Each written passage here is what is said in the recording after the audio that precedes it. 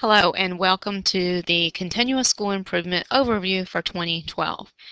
This is actually a recording that I'm doing as a follow-up to all of the live go-to meetings on Monday and Friday of last week. Unfortunately, some of the technology for recording was not working properly, so this is actually not going to be a session with any live attendees.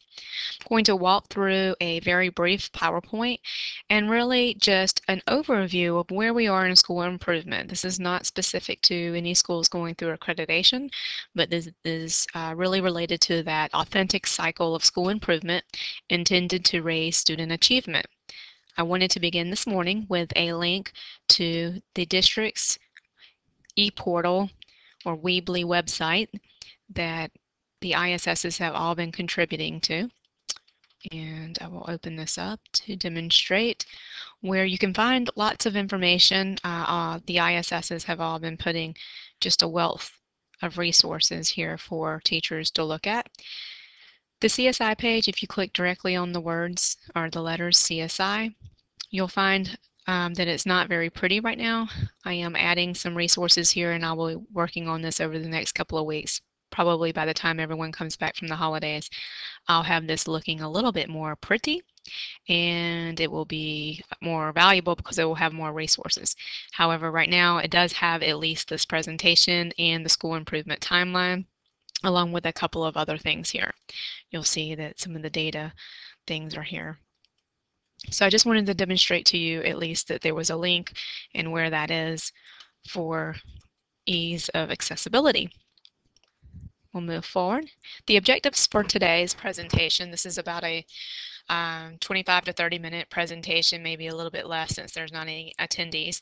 The objectives is to go over the framework and really the framework for how do we intentionally participate in school improvement so that it's systematic and systemic.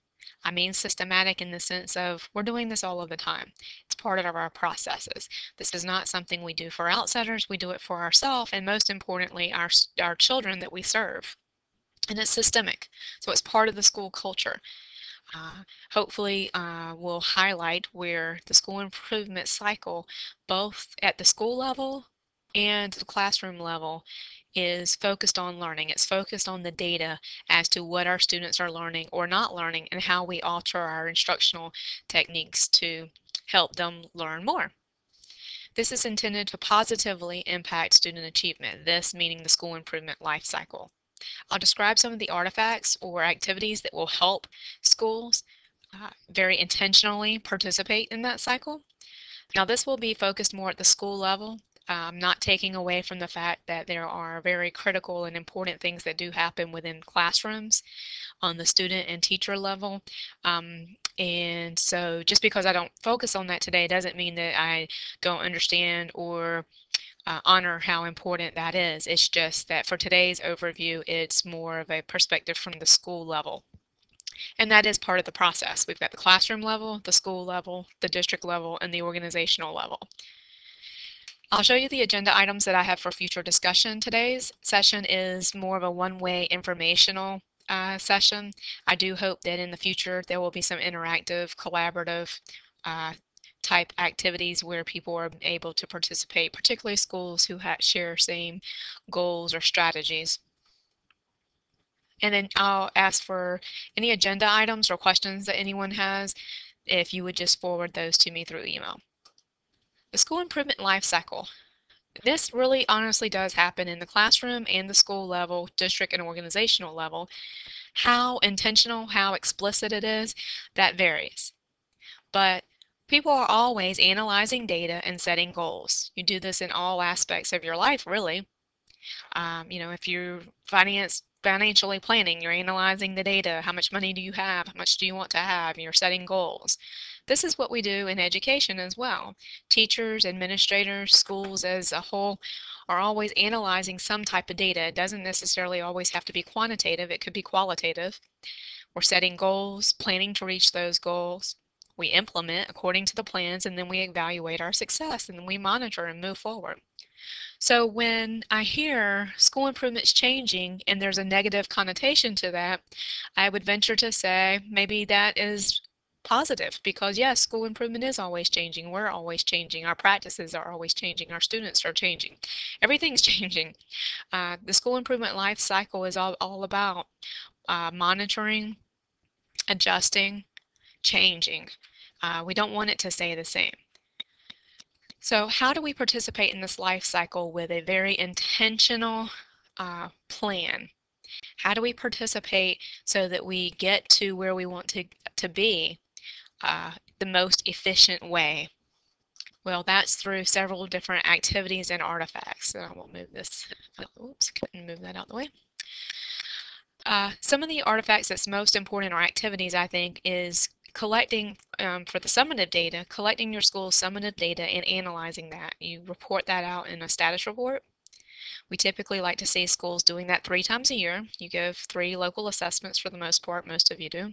At least that's what the recommendation is 3 local administrations of your local assessment. You collect that quantitative data, you put it in the status report, and you say, what does this mean? Is our strategy working? How do we modify? What is in our school improvement plan? What are the very specific and concrete activities that teachers are doing and administrators are doing to affect change in our schools? We have that in a plan. I would say a good school improvement plan says very specifically, if I'm a new teacher, I can walk in my classroom, shut the door, look at that school improvement plan, and plan a lesson. I have a standard picked out. What do I need to do if I want to use this strategy? But 6+1 teachers will what? If I'm an ELA teacher, how does that look different if I'm another content teacher? If I'm a 5th grade teacher, how does my support of the strategy vary if I'm a 5th grade content teacher or homeroom teacher, or if I'm one of the specialists? So those concrete activities, those very specific activities, what am I doing and how often, are important in the school improvement plan. Do we self-assess ourselves? What's the evidence of where we are and where we want to go? These are all important activities that help us intentionally participate in the school improvement cycle. Now there's 2 kind of, I would say, biggies here for me anyway, as far as in modifications to some of the expectations for participating in school improvement. And the first one's the school profile. In the past, DODEA schools have typically or theoretically completed a school profile, 60, 70-page report that was changed every year. I think maybe in this district in the Med, people every year had a different color ink that they used for adding information to their profile. And that was really the overview or the story of schools as far as in their qualitative and quantitative data. It was a synthesis of both. So all of the activities we kind of did as part of being involved in the school improvement life cycle, that was documented in the school's profile. What we found was typically those were not up to date. People were spending time doing a redundant report because it really did just highlight the other pieces of these other reports, and it really didn't serve a purpose other than to give it to somebody else to read. And we want to move schools to every activity that you're doing, there's some purpose to it. If you're doing something, it's because it's going to help student achievement. It's going to help teachers participate in that process. So if you actually kind of step to the side for a second and think, what else do we do to tell our story at our school, not only for others, but ourselves? If you have new teachers, new administrators, new CSI members, if you just want to remind yourself of where we were last year and it's the beginning of the year, January, you get a new local assessment data, you want to add that to your story and find out what that means. You're closing out at the end of the year and you want to have a synopsis of what we did this year and what we need to do next year. How do we do that? Well, we sort of already do that in a PowerPoint presentation as a quote-unquote in brief for advanced ed or district or area service center visitors. So instead of using something that's only for visitors, we thought, why don't we do kind of a hybrid? If you take that presentation that is supposed to be a synthesis of all of your things that are going on at your school, why don't we use that for ourselves internally? So if you have a quote-unquote in-brief presentation, why don't we just make that a profile presentation? And it doesn't have to be PowerPoint, it could be other forms of technology, but why don't we have some kind of digital storytelling of all of the qualitative things from the executive summary, the good things about what we're doing at our school, all of the school improvement plan details, or the most relevant. What did the status report tell us? What's the findings and next steps? just, kind of a summary of our school improvement story. And again, not just for others. I mean, it's great to have it for others. If you're doing some kind of command presentation or stakeholder presentation, maybe parents, you might not use all of the PowerPoint or the digital uh, presentation. You may hide some slides and use certain parts of it, but you have it available for those purposes, and that's great. But you also have it for yourself. So if you have a whole new CSI team, they just look at the profile presentation and they say, oh, okay, I see. Here's the goals. Here's why they chose the goals. Here's the assessments they're using to see progress in those goal areas, and here's the strategy that's supposed to affect that change. Oh, here's some great things about what's going on at the school. Here's some after-school activities, some different academic things going on. Here's how the community and the school communicate with each other. It's a very concise and overview of what's important at the school. And I think that is important, particularly in our organization where we do have so much turnover. So that's one of the major changes as I see it, is not having that written profile that's redundant and really not for the internal stakeholders of the school, but this profile presentation, this digital presentation or culmination of all the pieces. And it's really where we for ourselves, we meaning those people at the school, we pull together all the pieces so that we can see where we're going. The other kind of major change I would say is the professional development plan. Some of you may remember or have participated or even written a results-based staff development plan. It was a comprehensive report that essentially took the professional development for the year, and you would write objectives and strategies, and there was a lot of words associated with the professional development. Well, what we felt like was that was not a report that was actually used in any authentic manner. We didn't find very many people looking at the objectives for professional development or doing anything with the words. The most relevant piece was the calendar. And because putting things on a calendar does help us articulate and plan and execute, why don't we just have a PD and assessment calendar?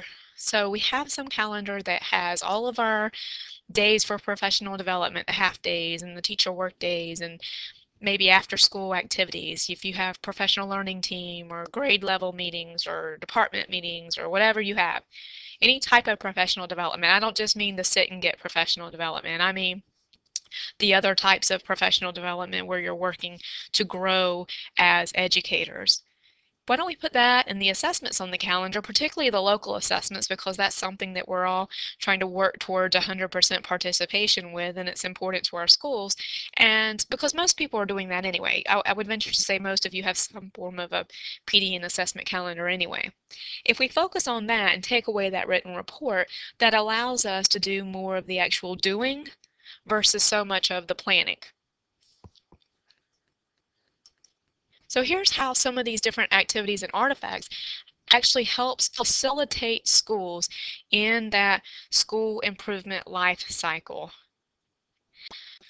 Hopefully, you'll find that everything that we're asking or recommending schools to participate with has some value. You're not doing it for me, you're not doing it for the district, you're not doing it for advanced ed, you're doing it for the intentional participation in that life cycle.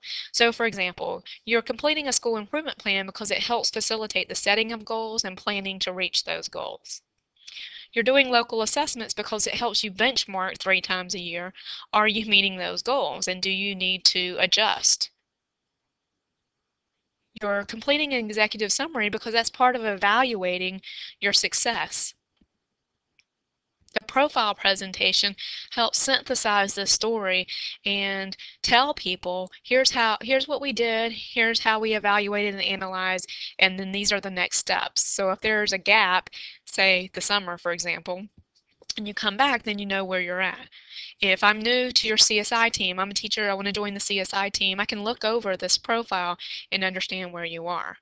That summative data collection, the Excel spreadsheet, most of you have some form of that. That helps you to analyze that quantitative data because it spits out these beautiful bar charts and graphs and things of that nature that helps you present data to not only your staff, but then you can print them out and do data walls for parents and all of those kind of great and wonderful things. So it's not just a bunch of meaningless numbers. I'm not just doing a local assessment with my students because somebody told me to do it. I'm doing it because I want to see what it means.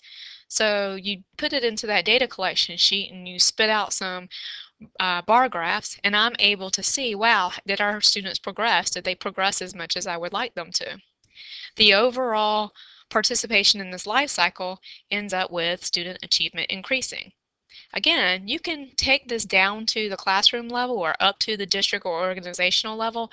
For today, we're really just focusing on the school level. Not saying classroom level is not important. It's just as important. It's a piece of the story, just like this is a piece of the story. In the school improvement plan specifically, there are some updates.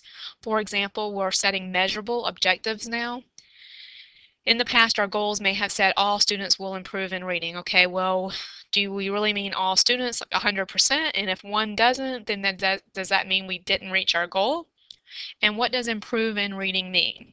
Improve in writing, what does that actually mean? Well, now we're asking schools to set measurable objectives.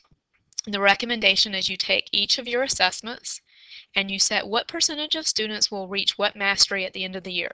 So it's August, it's September, the year started.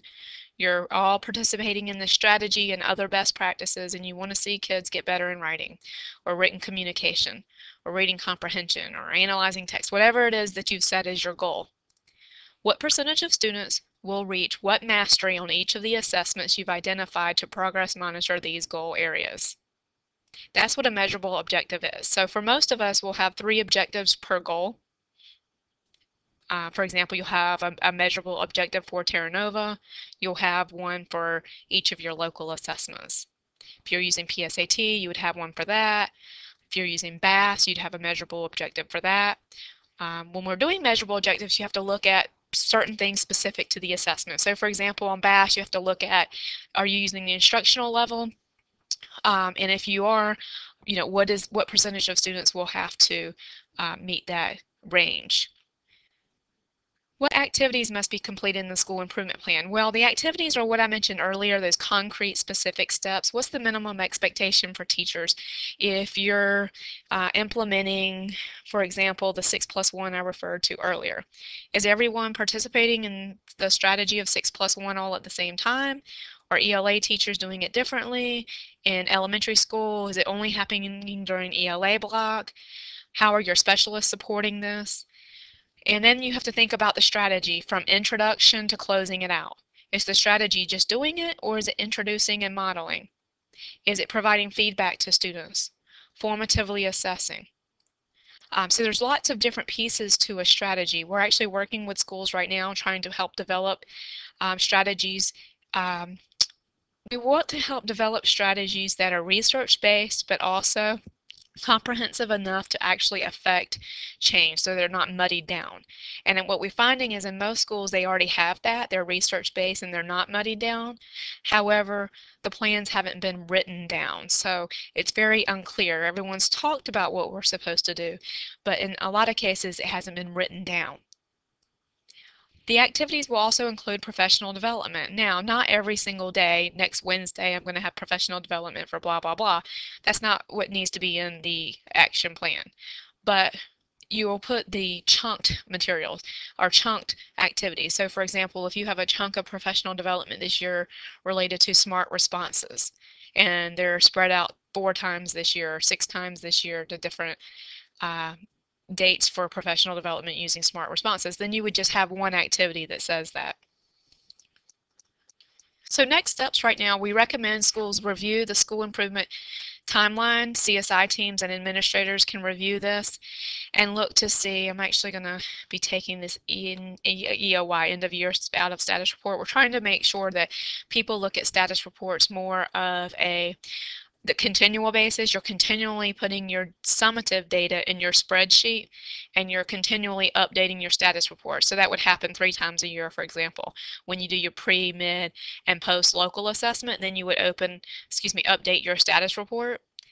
And then in turn, of course, you're doing that because you need to talk about that data. So your Excel spreadsheet with your summative data, your status report, and the conversations with staff members, along with the updating of your profile, all that happens together. This was sent out to people through email. I'll also re-email it along with this recording, and it's on the Weebly site. This is just a guide for people to look at. For example, the executive summary. CSI teams and administrators should probably be in the process of updating those at this point in time.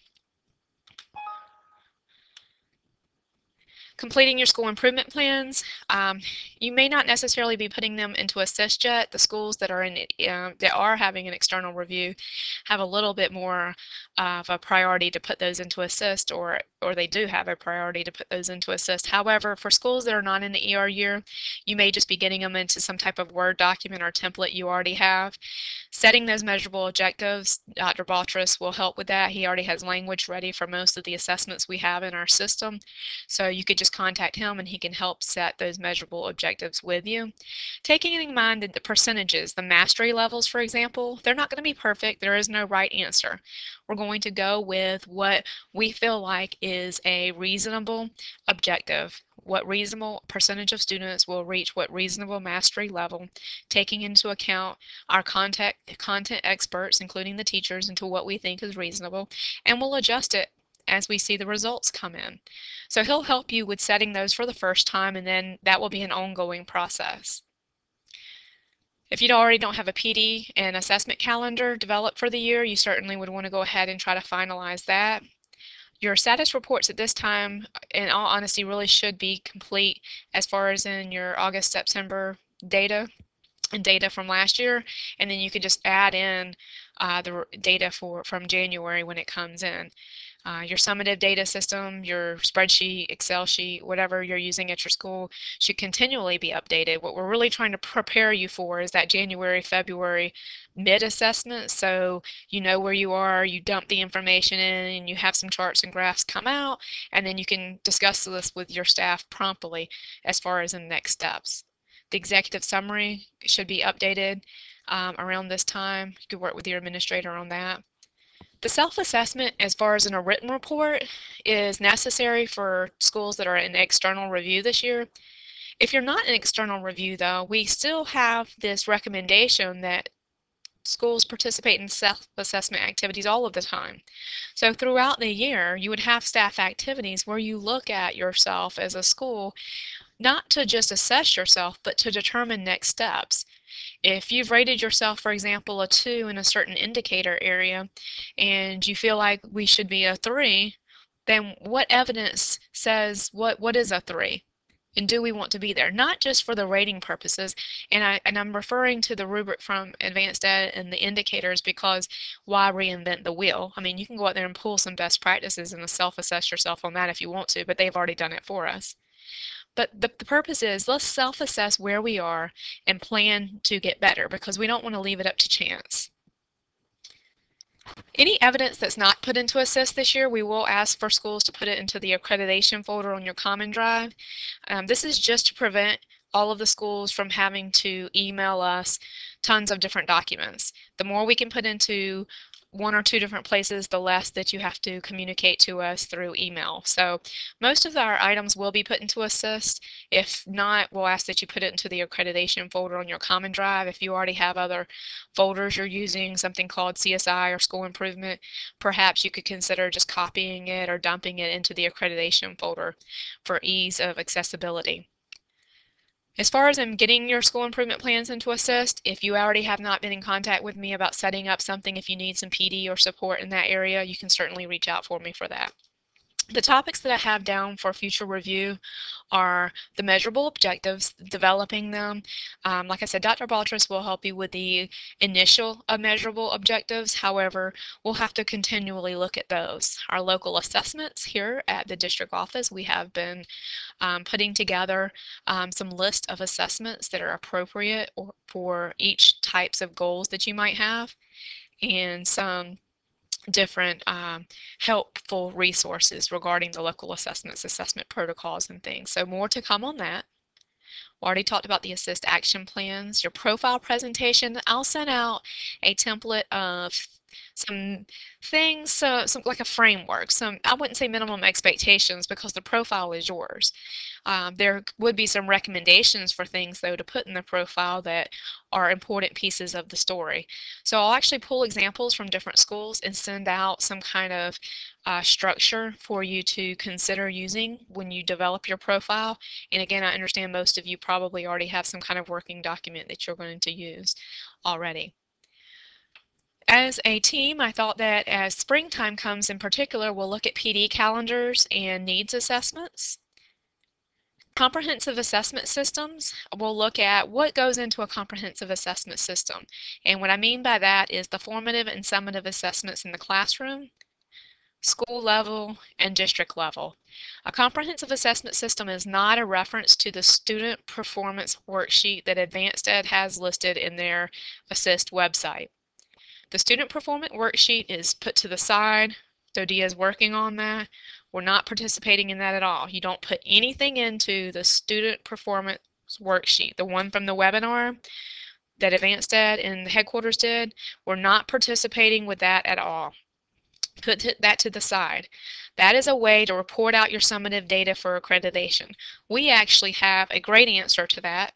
It's not that we're not reporting out our summative data.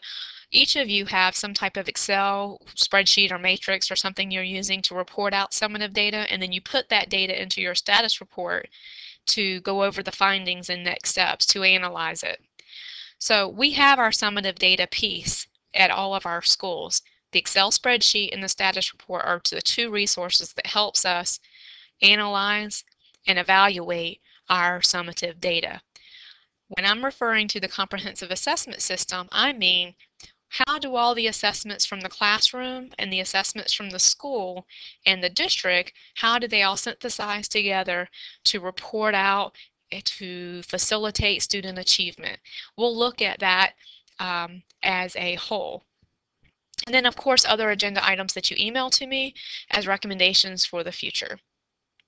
So that's going to close out today's overview. This is pretty much where we are in school improvement. These are some of the different things that we hope that schools are working on.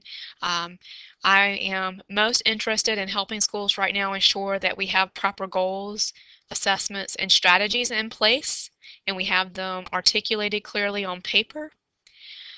And also just wanting to make sure that if you have any questions about the local assessments that you contact Joe or I or the content ISSs. We're all trying to keep each other on copy. So if you're asking for support in a goal area, we certainly appreciate including all of us. We're doing our best here at the district office to make sure we have one voice and one answer for all of your questions, and copying each other on those emails is certainly important. Please email me if you have any questions, and I hope you have a wonderful day.